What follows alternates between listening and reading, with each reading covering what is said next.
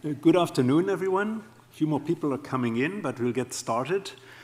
My name is Jens Dehner. I am curator of antiquities at the J. Paul Getty Museum, specifically the Getty Villa, where we are right now. And I'm saying this not for you in the house, but for our virtual audience on Zoom who are joining us for the lecture.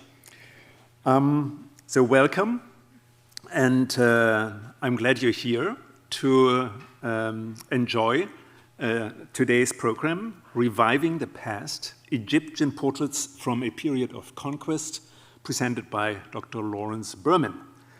Now, today's lecture is presented in connection with the exhibition Sculpted Portraits from Ancient Egypt in our galleries, and it gives me the greatest pleasure to introduce Dr. Larry Berman. Lawrence M. Berman is the John F. Cogan Jr. and Mary L. Cornell Chair, Art of Ancient Egypt, Nubia, and the Near East at the Museum of Fine Arts in Boston. He received his PhD in Egyptology from Yale University. Before joining the staff of the MFA in 1999, he was curator of Egyptian and Ancient Near Eastern art at the Cleveland Museum of Art. At the MFA, Berman has curated the special exhibitions Art and Empire, Treasures from Assyria and the British Museum in 2008, and co-curated Secrets of Tomb 10A in 2010, as well as Ancient Nubia Now in 2019. He has overseen numerous gallery installations from large to small, most recently masterpieces of Egyptian sculpture of the Pyramid Age and Faces of Ancient Egypt, both in 2021. Dr. Berman has taught ancient Egyptian art and language at Yale University, Case Western Reserve University, and Harvard University. He's a frequent lecturer and is author of numerous scholarly articles. His many books include The Priest, The Prince, and the Pasha, 2019, and Unearthing Ancient Nubia, Photographs from the Harvard University Boston Museum of Fine Arts Expedition in 2018. His most recent book is Faces of Ancient Egypt, Portraits from the Museum of Fine Arts, Boston, published in 2022. Dr. Berman has traveled extensively in Egypt and northern Sudan, visiting all of the most important sites excavated by the Harvard University Museum of Fine Arts Expedition. From 2005 to 2009, he was a member of the Pacific Lutheran University Valley of the Kings project, working in 6 tombs in the Royal Valley.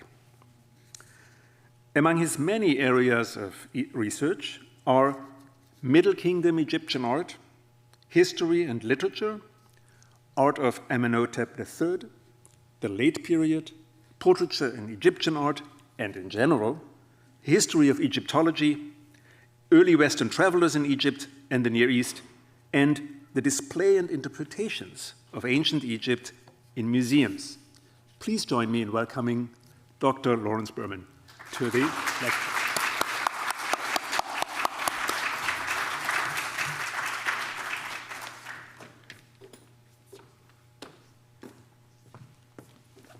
Thank you, Jens. Thank you all for coming, and for the people on Zoom, thank you all for watching. It's a real pleasure to be here. I'm going to talk to you today about Egyptian art, portraits mainly, from the 7th century BC to the 3rd century CE. Now, for most civilizations, this would be early, but not for Egypt. In Egypt, we call it the late period. Remember that the pyramids were older to Cleopatra than Cleopatra is to us today. Now, the late period saw Egypt successively invaded by the Kushites, Assyrians, Persians, and Greeks, with intermittent periods of native rule, ending with the Roman conquest of 30 BC.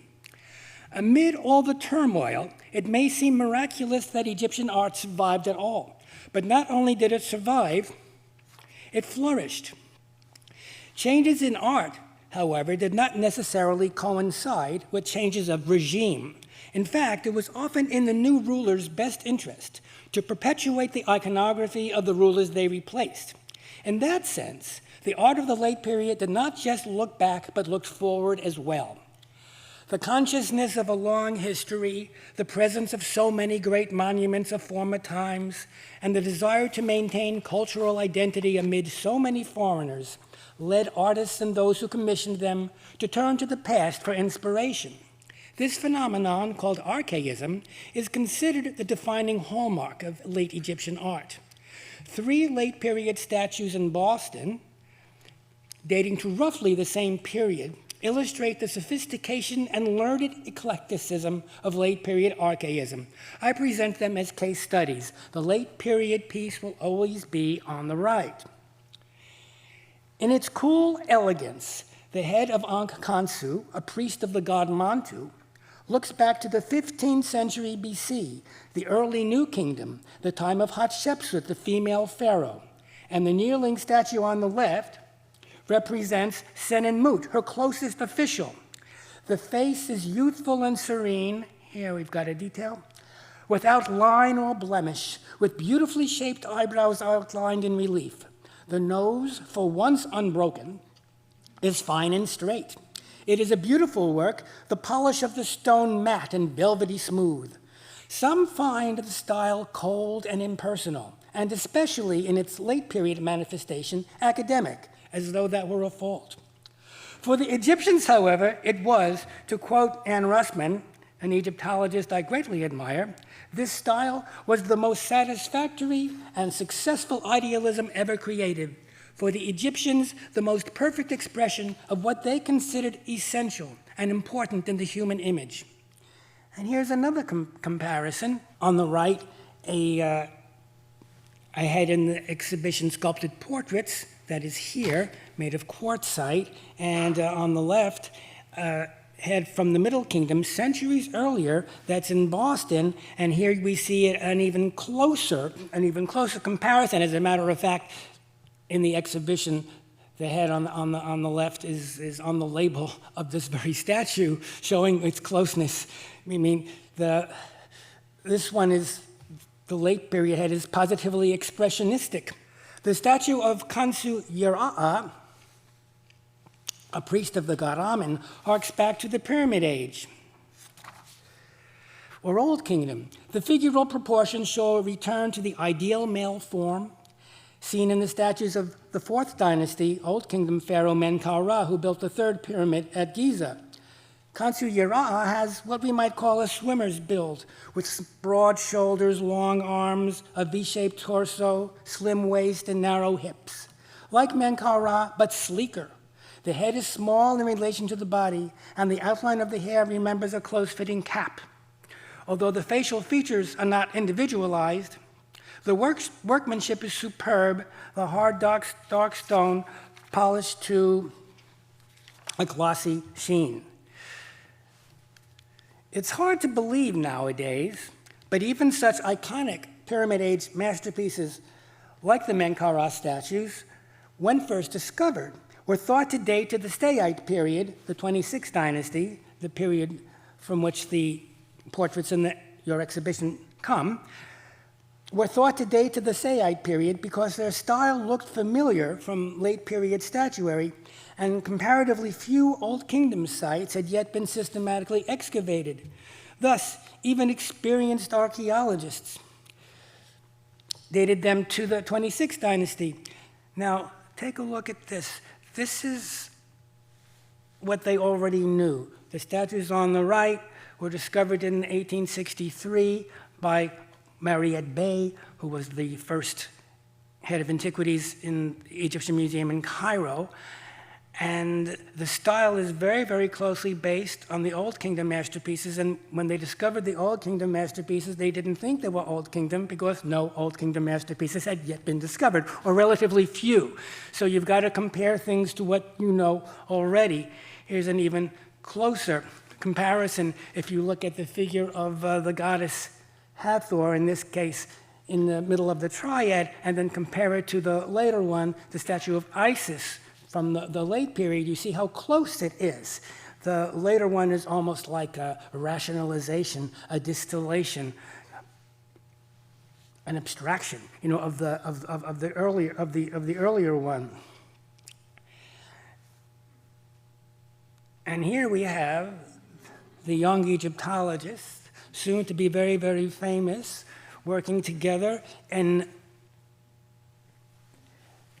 an old palace in Cairo when the Egyptians were getting ready to move the collection from the palace in which it was then housed to the Egyptian Museum in the middle of Cairo, not the gem, but the one in the middle of Cairo. They were there making a catalog of all of the objects in the museum before they moved. And they only knew what had been discovered at that time. And like every field, our knowledge grows with the successive discoveries made year after year, adding to our knowledge, which we still continue to do. So even these archaeologists dated the Old Kingdom masterpieces to the late period, although George Reisner, who is the second from the left seated on the balustrade, who was at that time working on the Cairo catalog, who eventually became a very famous archaeologist working for the Museum of Fine Arts Boston, he believed them to be fourth dynasty. Now, the ancient cemeteries like Giza and Saqqara experienced a revival in the late period. The pyramid of Menkaure was restored and the king's mummy provided with a new coffin, and the Old Kingdom necropolis once again became a burial place of choice for people of means. Huge hard stone sarcophagi, not used for hundreds of years, or not made for hundreds of years, were in vogue again. Other places, people investigated the ancient monuments and copied what they found there. So here we have a sarcophagus made of greywacke, a stone we've already seen several times before, which they loved. Here we have the tomb showing what it looked like when it was found. Here we have the coffin lid standing up, and you can see the box of the coffin. This is the second one from the front with very, very thick walls. And there is a similar one made of granite, not greywacke, in the exhibition here. So this period, the 26th dynasty, was a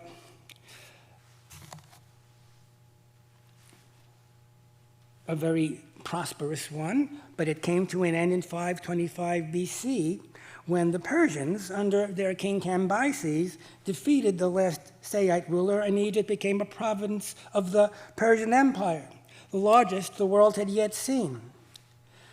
Now, what do we have here? The Persians have received a very bad press. The Egyptians were responsible for this, and here we have a 19th century Orientalist take on this bad reputation, in which Cambyses, the Persian ruler, is catapulting cats across the walls of Pelusium, the fortress that guarded the entrance to Egypt, to terrorize the Egyptians inside, who everybody knows worship cats. So this is the tradition that has come down, but it really was not all that bad. Herodotus visited Egypt during the Persian period around 450 BC and doesn't report disorder. So this is really a later regime making what came before them look bad so that they look better, something everybody does. So there's not much statuary securely dated to this Persian period, but that probably reflects the state of our knowledge, as there must be many. After over 100 years, after the Persian period, sculptors pick up right where they left off. So statue production and the training of artists continued right on through. So it's easy to see what the Persians got from Egypt, and on the left we see Persepolis, one of the buildings of Persepolis, the palace of Darius I, with Egyptian-style gateways. And then on the right, we see a statue made of Egyptian greywacke, now in Tehran, and that represents an Egyptian ruler, and a Persian ruler who was king of Egypt, a Persian ruler who was pharaoh of Egypt, like many pharaohs of Egypt, without a head. And this was clearly carved in the Egyptian style, made of Egyptian stone. This stone was found in the desert wadi between the Nile and the Red Sea. Expeditions had to go there. The expedition commanders left inscriptions. We can read the inscriptions. They date back to very ancient times, as if the Persians weren't ancient enough. And the Persians left copious inscriptions, Egyptian inscriptions, in the Wadi Hammamat, the name of that wadi where the quarries are located. This torso in Boston represents King Achoris, one of the very, very few statues representing him that come from the period after the Persian period, so you can see it's extremely proficient. And the fact that not very many Egyptian sculptures are dated to the Persian period must reflect an absence of criteria, in order to do that. But they had to have been doing things. You just don't, 3 generations of artists don't stop working and then produce a refined and beautifully polished and carved and modeled and executed statue such as this. And if you're wondering what kind of a head Achoris might have had, this is an example. This is slightly later, but not too much later. And this represents Nectanebo II, who was the last native pharaoh of Egypt before the Persians came back, and then the Persians were kicked out by Alexander the Great. This late portrait is so refined, and it shows such a mastery of dealing with hard stone, and the detail is so subtle that if it's not correctly lit, you don't even notice anything. It's the distillation of 3,000 years of experience working in hard stone. And you can see it's wonderful, aerodynamic looking side view with the king wearing his helmet-like crown.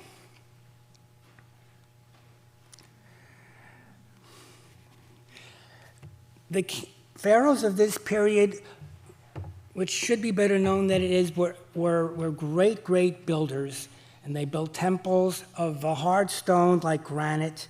You can see here in relief, in Egyptian carving in 2 dimensions, the very fleshy figures of the gods and the kings.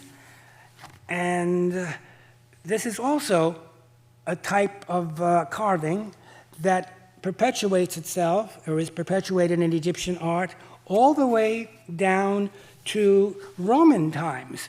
Here we have a Roman period from the reign of Augustus relief from the Temple of Dendera, in which the stone looks positively boiling with the way the flesh is rendered. Notice in particular what we call the donut-shaped navel of the goddess Isis, characteristic. And you see it has its antecedents a couple of hundred years earlier than that. Now, one great portrait of the late period, the 30th dynasty, with which I'm fascinated, one of my books that Jens kindly mentioned at the beginning, The Priest, the Prince, and the Pasha, is all about this head. Some of you may have seen this piece when it was here in 2018. Was it really so long ago?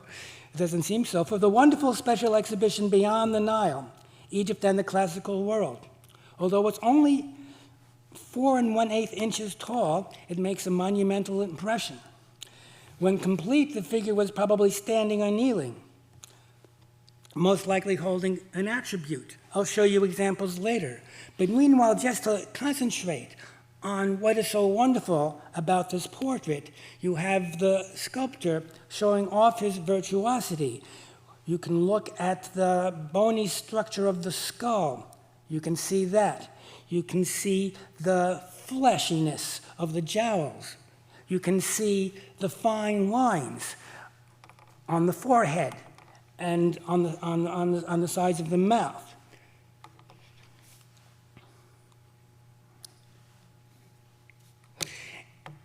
In the past, scholars have tried to link the green head to Roman Republican portraiture that flourished in the 1st century BC, but which began to appear in the 2nd century, and consequently dated it to the Ptolemaic dynasty to make it closer to the Romans. Nowadays, the green head is mostly dated to the 4th century BC. Now, some people looking at this head, you see the Roman example on the left, don't see it as a portrait at all. They see it as a very accomplished but still generic type of sculpture representing an older man. But I prefer to look at it as the latest flowering of a naturalistic impulse in Egyptian art that goes back as far as the Pyramid Age. And on the left, you see the statue of Prince Anghaf from 2500 BC. He was a half-brother of Khufu, who built the Great Pyramid. So there is this tradition of naturalistic portraiture in Egyptian art practically from the very beginning. And the artists, as you've seen, were very, very conscious of the monuments of the past, and they were surrounded by them.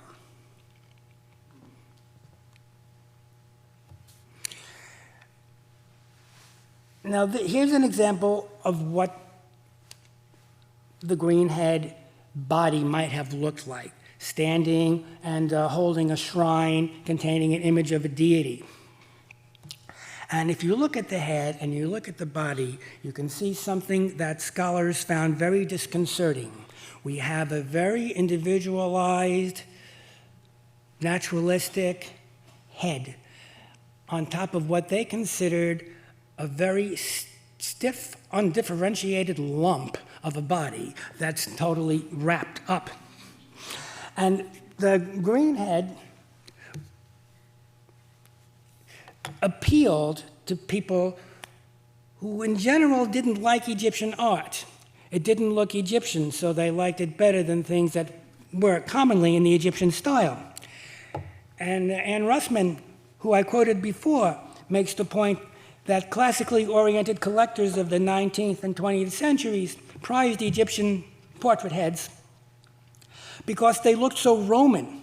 And these Eurocentric collectors considered the bodies of the Egyptian statues to detract from the classical quality of the heads, with the consequence that today the great majority of these portrait heads lack their bodies. And you see, if it lacks its body, it lacks its inscription, because that's usually inscribed on the back or on the bottom. Now, some of these heads are broken off in modern times to make them more marketable. This cultural vandalism is responsible for much of the difficulty of dating these late period statues, and of course, even worse, it undermines our understanding and appreciation of one of the most intriguing genres in ancient Egyptian sculpture. I don't think that's what happened with the green head. So this is a head that was the MFA acquired in 1965, and it's very characterful. And we have in our correspondence a letter from a very well-known Egyptian, Scottish actually, Egyptologist who specialized in Egyptian art. And he wrote back to Boston, "I must congratulate you on acquiring the very late head of a man. This is a particularly impressive specimen, and probably all the better for lacking a body." So fortunately, we don't do this much anymore. Take the part that we like and and forget about the rest of it, and forget about the rest of it. And that's not what we do in Boston, where we have the green head next to this wooden sculpture, which even in its present state, it was wonderfully painted, but the paint is mostly gone and full of incrustations, is very characterful. Now, as this statue is uninscribed, we don't know the man's identity.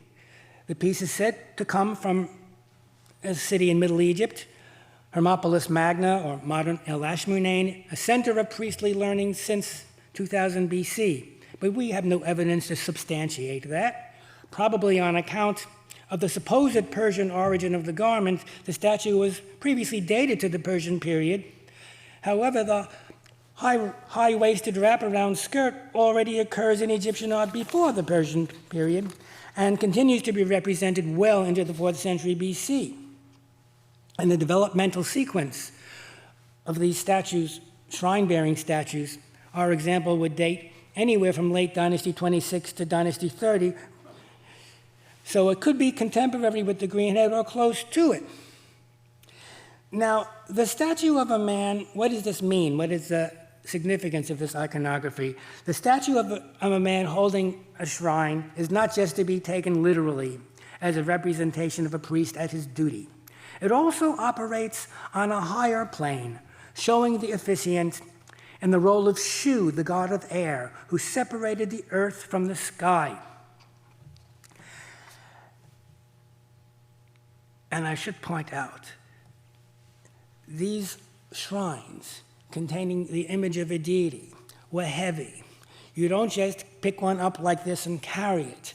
Representations in relief, such as this one you see on the left from the Temple of Dendera, show you the priests carrying them, and they have straps like movers do today to carry up a refrigerator up the stairs or something big. So they're very, very heavy. The statue is not quite so naturalistic. It's symbolic. So Egyptian papyri and other representations show the god Shu, the god of air, separating the earth from the sky. So the sky is that goddess, the naked goddess, arching on the top. The god Shu is in this, is in the center, and the earth god is reclining on the bottom. So this act of separating the sky from the earth created the world as the Egyptians pictured it, a bubble of air in the primeval ocean around which the sun god circled across the sky by day and through the underworld by night. And those of you who are here, I encourage you also to visit the lovely exhibition, the very informative exhibition on the Book of the Dead, where this same process is explained and occurs. You've got the solar cycle. Now, the image of the god Shu standing with his uplifted hands holding up the sky, with the sun god sailing across it, this you don't see here, but you see it elsewhere, was a fixture in Book of the Dead papyri too. So priests who carried shrines or standards were emulating the god of air on a smaller scale. Now, we get to a phenomenon that was extremely important in late period Egypt and was the stimulus for a lot of impressive art production. The sacred animal cults. The Romans made fun of the Egyptians for the attention that they paid for animals. Of course, they didn't really worship the animals. The animals were incarnations. They were passageways so that they access certain deities who manifested themselves in animal form. But here is what Juvenal, the Roman poet from the 2nd century of the Common Era, says. One district adores the crocodile. You see the crocodile mummy on the bottom. Another venerates the ibis. You see the ibis mummy on the upper left. In another, a river fish. In another, a whole town venerates a dog, as though to make fun. But there was nothing really funny about it. Of all the animal deities, one stands apart because this was a god in its own right, and this was the sacred Apis bull. On the left, we see not quite life-size, but a quite large statue of a bull in the Louvre. And on the right, we see a tiny little mosaic glass fragment showing you how the Apis bull was identified. He had certain black and white markings, such as you see here. And when the Apis bull died, the priests conducted a search, and they found a calf with markings that approximated this, and he became the new Apis bull, and his mother became the Isis cow. And the bull lived in wonderfully appointed stables, and when he died, he was buried in a huge complex in the cemetery of ancient Memphis, in the cemetery of Saqqara, which was excavated in the 1850s by Auguste Mariette, who became the first director of antiquities. And here we see the drawings from the time of the excavation, showing you how far under the ground this complex was. And you can even see this very same statue of a bull that's today in the Louvre, which no longer has any pigment on it at all, being dragged out of the temple in which it is housed. And you can see, even though this is a black and white engraving, that at that time it had its markings. The kings of the 26 dynasties were avid patrons of this Apis bull. Here we have King Amasis, who was famous for being Philhellenic. He was very, very friendly, to the Greeks, and donated statues at Greeks, sanctuaries. But of course, was an Egyptian pharaoh, and here is an epitaph, a tombstone for an Apis bull, in which he worships the bull at the very top, and in his own words, he'll tell you what he did. I'm going to read you some of this so that you can get the flavor of it. So it's dated to his 23rd regnal year. Dragging the god in peace to the beautiful west, laying him to rest in his place in the necropolis, in the place his majesty had made for him, the like of which had never been done before. After all had been done for him, that is the bull, in the place of embalming, because his majesty remembered how Horus had acted for his father Osiris, making a granite sarcophagus. For his majesty found that it had not been made in precious stone by any king of any time, granting him all his amulets and ornaments of gold and every precious stone, more beautiful than that had been made before. For his majesty loved the Apis more than any king. And then, just like on a tombstone, they'll give you his life dates. The majesty of this god went forth to heaven in regnal year 23, the third month of winter, day 6. He was born in regnal year 5, the first month of inundation, day 7. He was inducted into the house in the temple in the second month of summer, day 18. The beautiful lifetime of this god was 18 years, 1 month, and 6 days. Amasis, the pharaoh, given life and dominion forever, made it for him. So here we also have 19th century photographs of the Serapeum, which had been closed for many, many years, but it's been reopened again. It's quite a place to see. The bulls are buried in enormous hard stone sarcophagi, weighing 65 tons, some of them. When the excavator staged elaborate dinner receptions in the catacombs, and he found that an Apis bull sarcophagus could comfortably seat 10. It wasn't only in Egypt that these hard stone sarcophagi were made. The kings in northern Sudan and Nubia, contemporary, were making hard stone sarcophagi, or not so, for their kings. Here we have, to give you another sense of scale, not quite so big as you see, MFA curator of Egyptian art Dow's Dunham inside the sarcophagus of King Espelter, who ruled in the 6th century BC in Boston. I don't think this one would seat 10, but it's still quite capacious. Extracting the stone and carving the sarcophagus is only one part of what was required in the manufacture and installation of colossal statuary.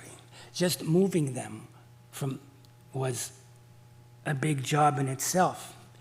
Here on the left, we see the workmen pulling the lid of the sarcophagus. Well, actually, that was the sarcophagus of one king. This is the sarcophagus of his brother, Anlamani, pulling it up the stairs of the tomb in northern Sudan. And on the right here, you see the box of the sarcophagus on rollers, transporting it much as they must have done in ancient times. And the worship of the animal gods continues through the last dynasty. Here we have King Nectanebo II offering to him, and here we have the good portrait type of Nectanebo II, which we'll come down to. He's got his fleshy cheeks and golf ball chin. That's diagnostic for this period. And on the right, he's offering to the Apis bull, who doesn't appear as a bull, but as a bull-headed man, because the Egyptians would give their figures animal heads, but human bodies when they needed to interact in a scene with another human in a way that an animal with an animal body couldn't. After the 30th dynasty, Alexander the Great conquers Egypt and drives out the Persians. The Persians and Alexander was driving the Persians out of everywhere, and he doesn't stay very long in Egypt, just long enough to found the city of Alexandria, which he never saw, but he and his successors wanted to regard themselves as legitimate pharaohs. We've got a head of Alexander on the right here that's carved of Egyptian granite, so this was procured in Egypt. And they do this by building and rebuilding monuments at the very heart of the most sacred places in ancient Egypt, at the Temple of Karnak. So here we have a relief of Alexander the Great in the sanctuary of Thutmose III at Karnak, which would be here. And here, in this rather picturesque view, we have the sanctuary in which the boat, in which the statue of the god was carried on the shoulders of priests, were kept.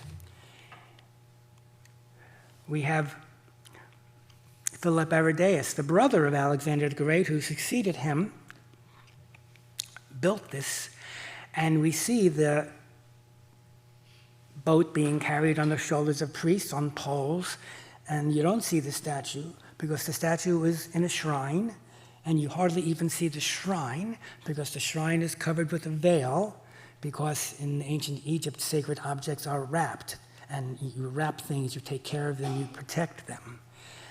And on the right, you see a fragment of this shrine that was collected in the 1830s and is now in Boston, though not on view. And it's got on the top 3 priests with the pole on their shoulder. On the bottom, we have the head of Philip Aridaeus, the brother of Alexander the Great. And look how closely this follows the Egyptian statue that preceded it. Here was the head of Nectanebo II with its aerodynamic crown. And you see that same thing featured in the Ptolemaic period, or soon to be Ptolemaic period.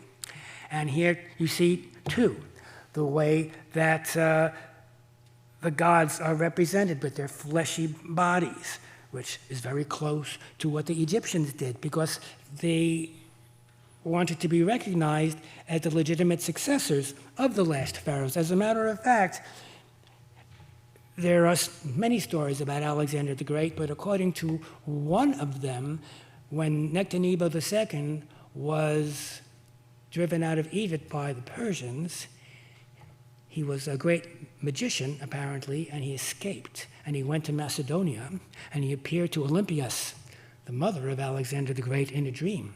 And then Alexander was conceived. He was the son, a direct link, or so they said.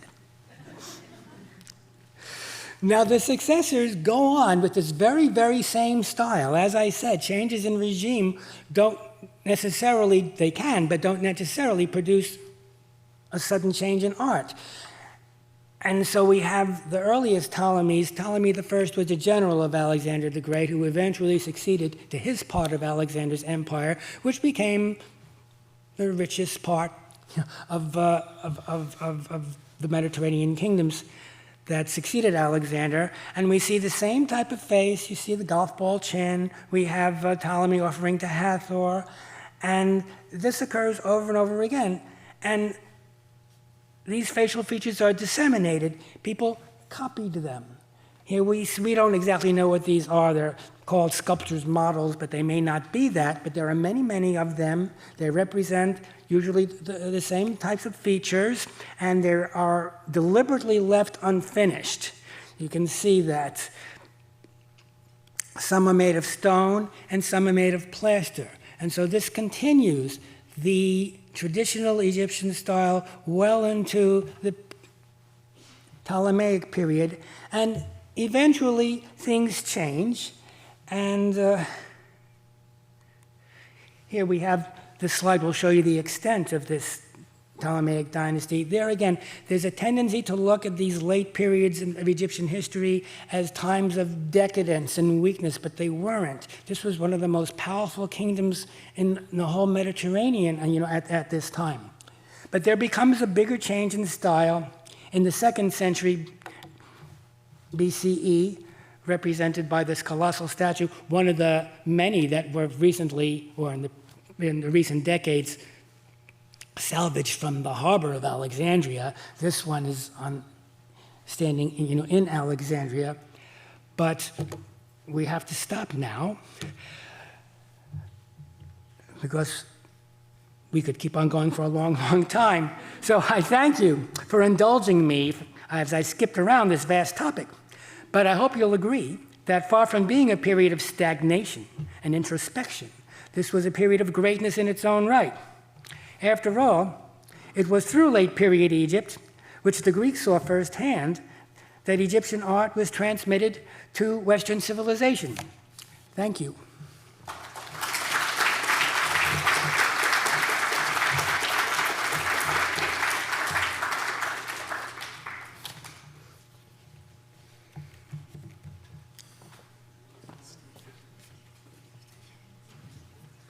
Thank you very much, Larry. You've agreed to take questions from the certainly. audience, I'd be happy to take both real and virtual. Let's start maybe with the house. Raise your hand if you have a question and wait for a microphone to be brought to you.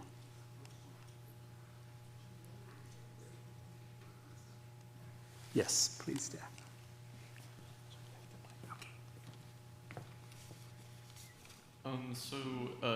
Yeah, I guess the late period is sort of mimics the earlier Egyptian period. When does it end, and what causes it to end? The conquerors of Egypt sort of copying the pre-existing style. It's really up to us. The Egyptians didn't call it the late period, and a lot of the historical divisions into which historians divide ancient Egyptian history are somewhat flexible. The division into dynasties comes from ancient Egypt, and they're recorded in a history of Egypt that survives only in excerpts, but was compiled at the behest of the Ptolemies. And the division into Old Kingdom, Middle Kingdom, and New Kingdom is not an invention, but it's an organization, it's a structure that's conceived by Egyptologists to make it easier to handle this vast expanse of time. And Old Kingdom, Middle Kingdom, New Kingdom are periods of central authority and considered to be periods of greatness.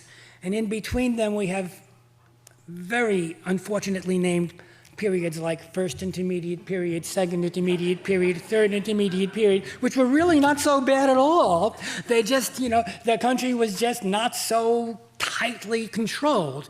And actually, in some ways, these intermediate periods are more inventive because there's more latitude for regional styles.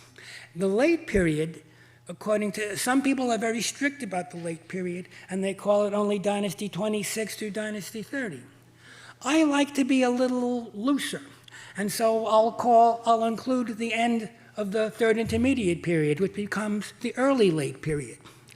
And it is, and I like to extend the late period into the second century, as I've showed you today, because I see a lot of the same tendencies, at least in art and architecture, as lasting longer than the specific dynasties. So depending on what you read, you might see the late period defined as dynasties 26 to 30, which is like 664 BC to 30 BC. And then all of a sudden you've got Alexander the Great. But as you saw, Alexander the Great and his successors continued the same artistic traditions because the art is, it's art, but the art is very important. It shows continuity. It shows where your program is, what your program is aligned to. It shows how you want to be perceived. They didn't want to be perceived right away by their enormous population, because Egypt had an enormous population, as foreigners. They had themselves represented in the Hellenistic style too, for their Hellenistic subjects. But in Egypt, they want to be pharaohs, and they liked being pharaohs. Who wouldn't?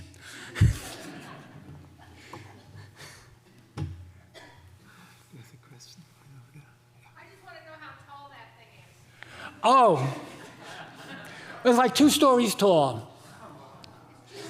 It's real, they're huge. They're huge. And they were discovered in the harbor. And this one actually has traveled quite a bit. It was taken to Paris for exhibition of the art of the Ptolemaic period. It would have been in the 90s. I was a courier, for it. There was a traveling exhibition that traveled around the United States, and there was not this one, but there were more. There are many like it, and I saw it in Minneapolis, and they couldn't put it in their galleries. They had to put it in their central atrium, which spans 2 stories, which was kind of fun, because you could walk up the stairs to the balcony and be practically on the head level, with it. And it's granite. It's heavy.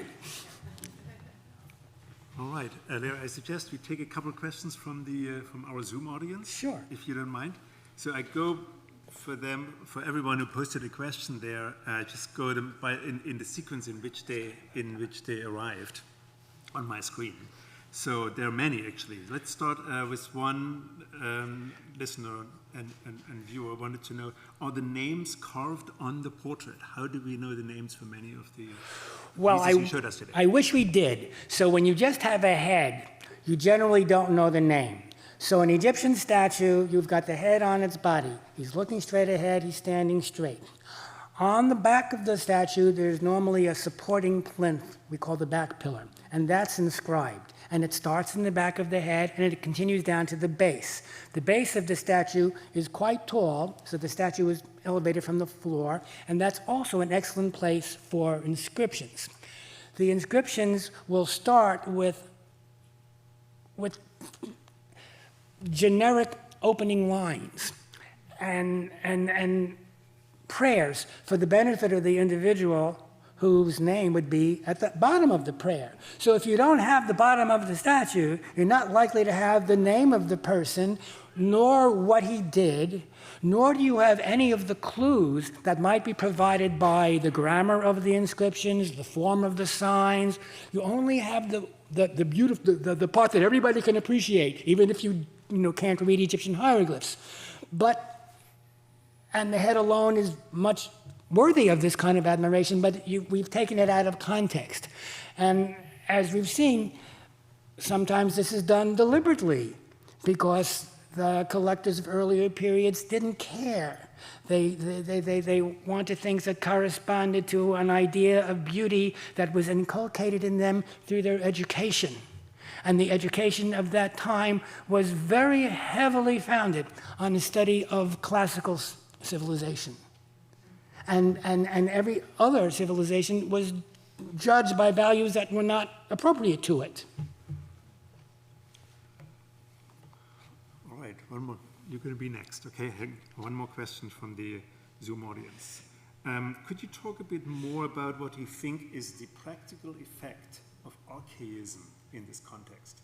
Does it always serve basically the same goal of reminding people of a more glorious time and align with past heroes?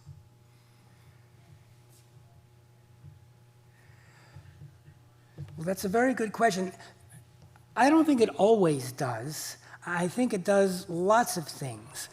I think it shows choice is what it does. It shows that the Egyptians that in the late period were aware of their past, and they were aware of different styles, and artists and patrons could work together. We don't know very much about this, but this eclecticism shows knowledge, and you're deciding on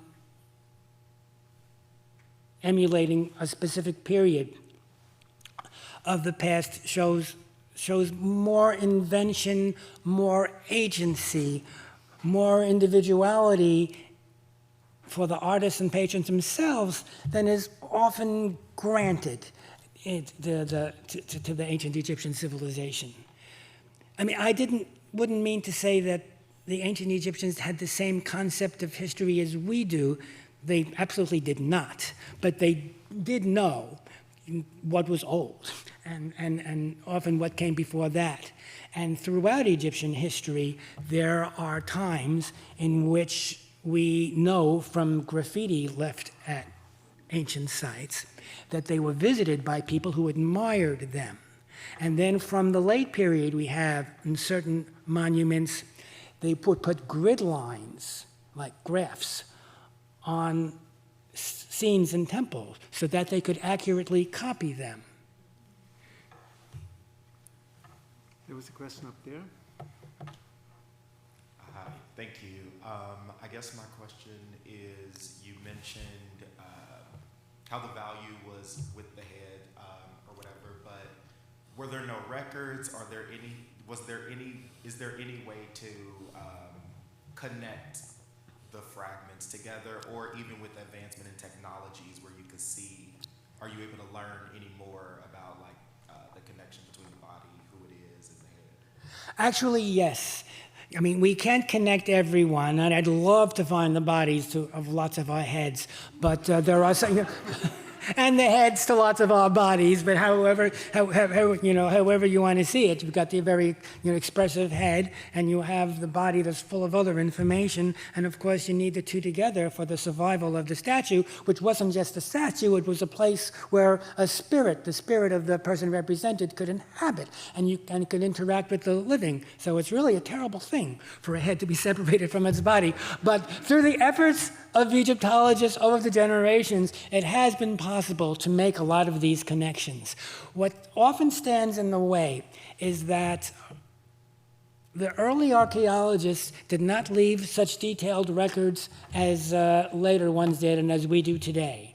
And probably we don't leave as detailed records as the archaeologists of future generations, would think too.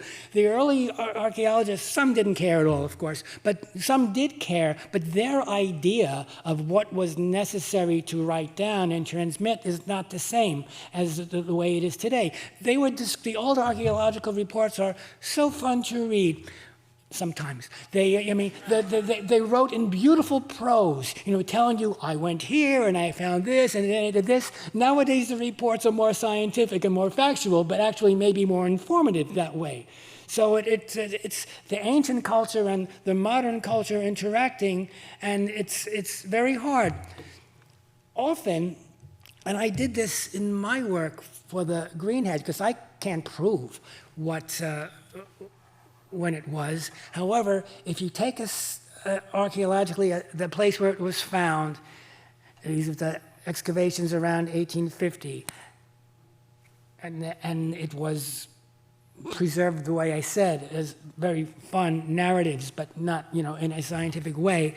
And if you look at modern excavations going on at that same site, you can compare the way they're described and get some idea of what he was talking about, what the 19th century archaeologist or collector was trying to describe when you have a similar site having been excavated more recently, and you can say, oh no, this looks like what happened. He didn't understand it because it was totally new, and who could? So this is a process that goes on and on and on, and you can make these joins, and when you do join one piece to another piece, it's a wonderful feeling.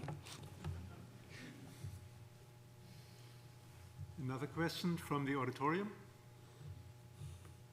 Up there, please. Yes. Wait for the microphone, please.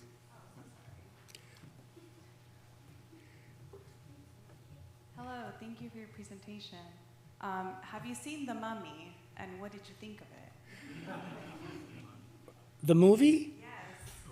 Well, there have been so many mummy movies, so 1999, I mean, Brendan Fraser, Rachel which Weisz. one? 1999, Brendan Fraser, Rachel Weisz. I think it's a great movie, but it's a movie, you know. So it takes things that people know, and it plays with it. I mean, my favorite mummy movie is the 1930s one with Boris Karloff, which in some ways is more accurate than the Brendan Fraser ones.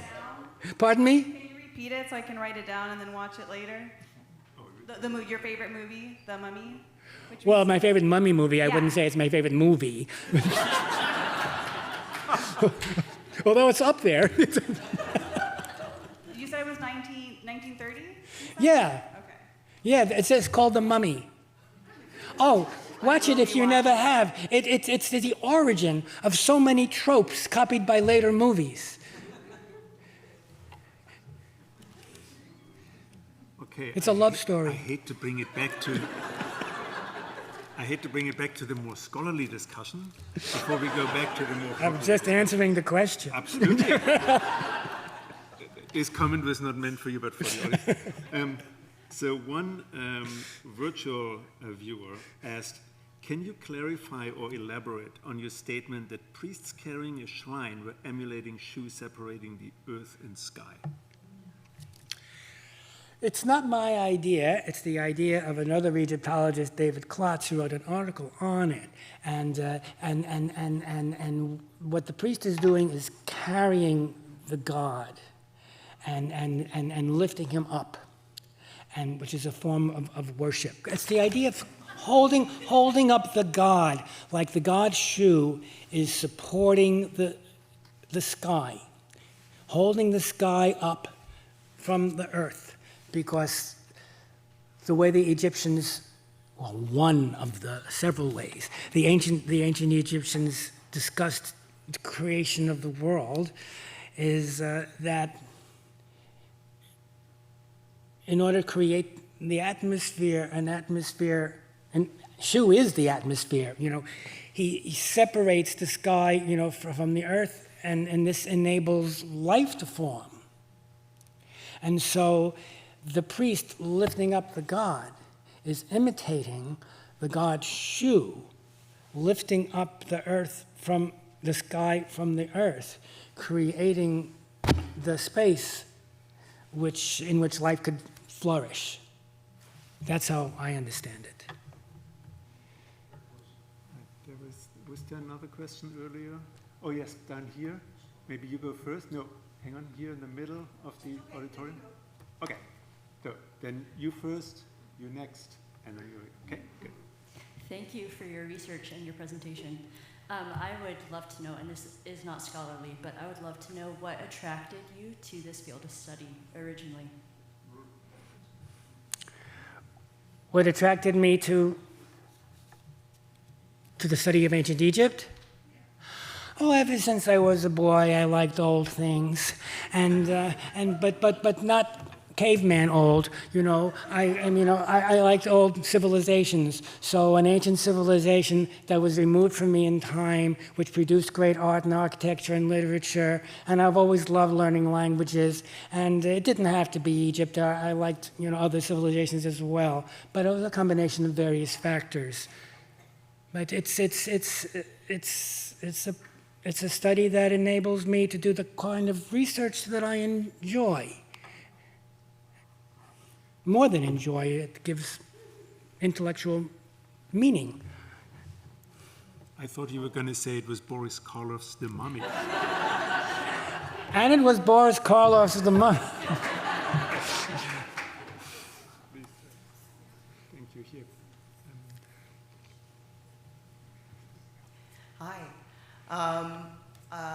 one of the things that you referenced a few times throughout the lecture that I thought was very interesting was these late period sculptures being a conscious backwards look towards older styles and a choice in terms of how they styled these images.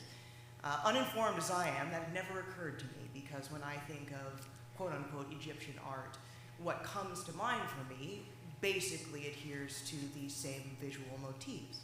Can you speak a little bit to what the choice was between, what other styles might have been out there, or what came right before this conscious look back into a more, even more ancient past? Well, I attempted to address that at the very beginning of my lecture when I gave the 3 case studies, and I compared late period examples of that looked back to the New Kingdom period, and I showed you late period examples that looked back to the Middle Kingdom period, and I showed you late period examples that went back to the Old Kingdom period or Pyramid Age. That's the choice. Thank you. If I jump in, I understood your question a little differently. So like, if your choice is going to looking, what is the alternative to looking back? Thank you, yes. Oh, doing something new. And I don't know what that is because they didn't do it. Doing something that hadn't been done. All right, questions? Yeah? Yes, please. You mentioned several different kingdoms that had come through and taken over Egypt or interacted with them, with the Assyrians and Persians, before that Greeks, and had mentioned some of the ways that Egyptian artwork was going out to those other countries. How much assimilation from those countries was coming into Egypt during these time periods, in addition to them looking back to their previous cultures? That's a very, very good question. If we go back to some of the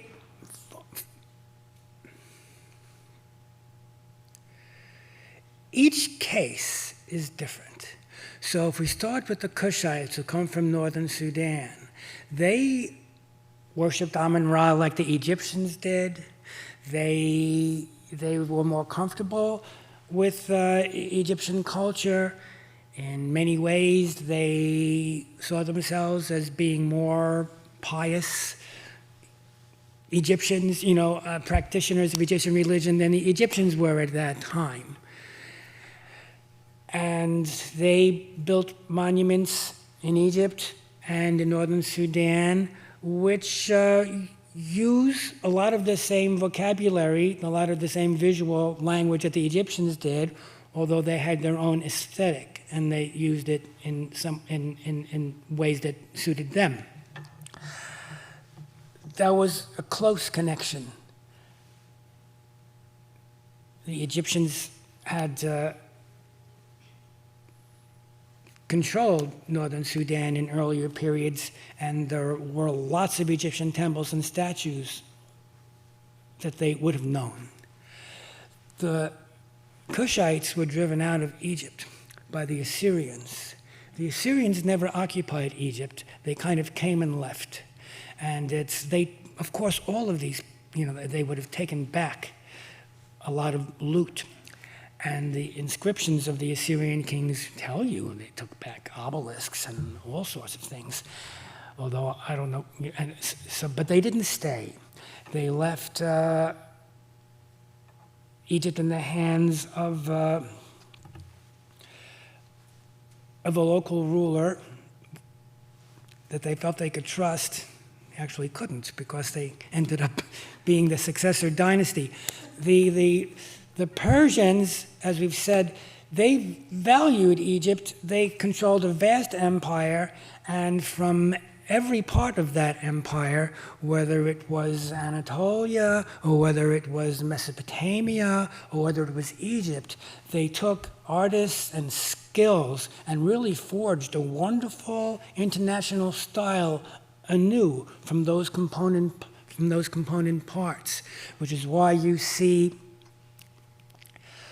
what I showed you from Persepolis with Egyptian-style gateways, and you see the statue I showed you, which is made of an Egyptian stone carved in the Egyptian style, and where they actually developed the country. The Persians actually excavated a predecessor of what was revived in the 19th century, what became the Suez Canal. They very actively exploited the resources of their provinces. I don't know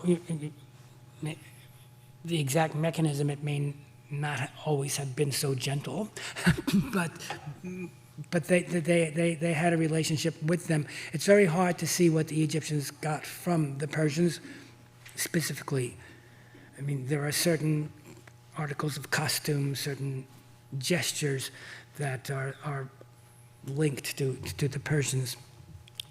And the Greeks, well, first Alexander of Macedon, and the Greeks, as I've tried to show at the end, tremendously value Egypt. I mean, actually, even earlier, I mean, Egypt was ancient to the ancient times. When I said in the beginning that the pyramids were older to Cleopatra than Cleopatra is to us, should make you think. Cleopatra was the last of the Ptolemaic rulers, the rulers of Greek and Macedonian descent that ruled Egypt. And the society at that time, Egypt was mostly populated by Egyptians, and but also we had urban centers like Alexandria, which is right by the Mediterranean, and which interacted more with the Greek world, and you have a dialogue between the two cultures. I mean, ancient Egypt, it's when you think of ancient Egypt as unchanging, which is it's the Egyptians themselves that are partly to blame for it, because they like to give the idea of continuity. And even, it's amazing, the Greek philosopher Plato, who never visited, well, maybe he visited Egypt, but he talks about Egyptian art, and he says that the Egyptian art all looked alike, and they had laws about what was good and what was bad, and you can't tell the difference between something made now being Plato's time, and something made thousands of years before, because they adhered so strictly to these laws, which he thought was a good thing because it guaranteed quality. But other people might think it's less of a good thing because it stifled creativity. All right, so I take the last question from the virtual audience, if you agree. Sure. All right, so live. Were all of these sculpted portraits painted, or only certain ones? Did the medium, stone, wood, matter for the type of portrait, or was a medium chosen based on personal preference or access? Yes, yes, and yes. So many were painted, but some were not. Some were painted entirely, and some were painted only selectively. And the medium made a great difference. So yes, yes, and yes. But until you actually see traces, it's hard to say what was done. So I wouldn't, always assume this would have been painted. And the traces are sometimes very hard to find. I get surprised all the time when I see, oh, look, this is the same as the one we have, but it's all painted. I had no idea. Ours might have been painted too, or not, if it's finished. Because sometimes, things were left unfinished. But there is all of these are possibilities. So then, this leaves me to say thank you again, and asking you to say thank you again.